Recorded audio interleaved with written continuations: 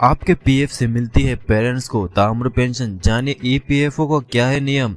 PF account holders को अपने account पर कई तरह के फायदे मिलते हैं। इनमें से एक बड़ा फायदा पेंशन के तौर पर मिलता है। लेकिन आज हम आपको ईपीएफओ को एक ऐसे नियम के बारे में बताने जा रहे हैं जिसमें आपको पीएफ से मिलती है आपके पेरेंट्स को ताउम्र पेंशन। जी हाँ, प्रोविडेंट फंड अकाउंट होल्डर्स को अपने अकाउंट पर कई तरह के फायदे मिलते हैं। इनमें से एक बड़ा फायदा पेंशन के तौर पर मिलता है। रिटायरमेंट के बाद ईपीएस 95 के तहत पेंशन का भुगतान होता है।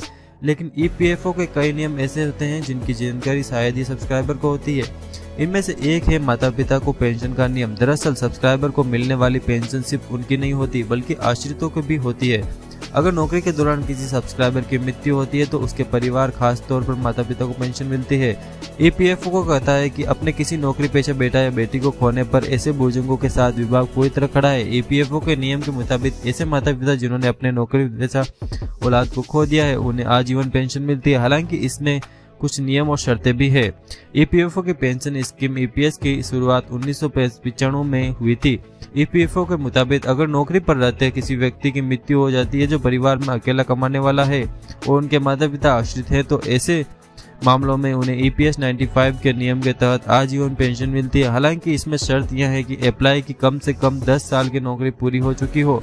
साथ ही अगर कर्मचारी नौकरी का दौरान किसी बीमारी के चलते शारीरिक रूप से अक्षम हो जाता है तो अप्लाई को भी आजीवन पेंशन मिलती रहेगी, भले ही उसे शर्तों के मुताबिक नौकरी का कार्यकाल 10 साल पूरा किया हो या नहीं किया हो।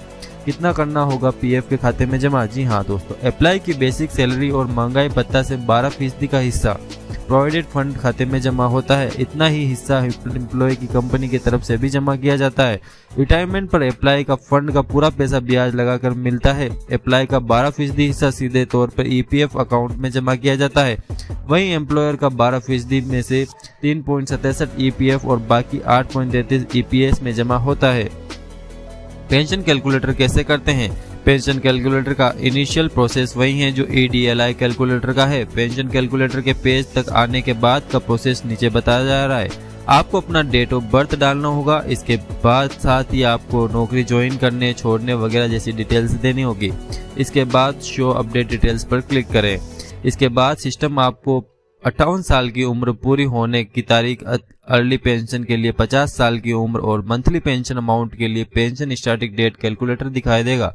आप 50 साल की उम्र के बाद अर्ली पेंशन पा सकते हैं, लेकिन पेंशन की रकम कम हो जाएगी। वहीं 58 साल का होने पर आपको पूरा पेंशन बेनिफिट मिलता रहेगा।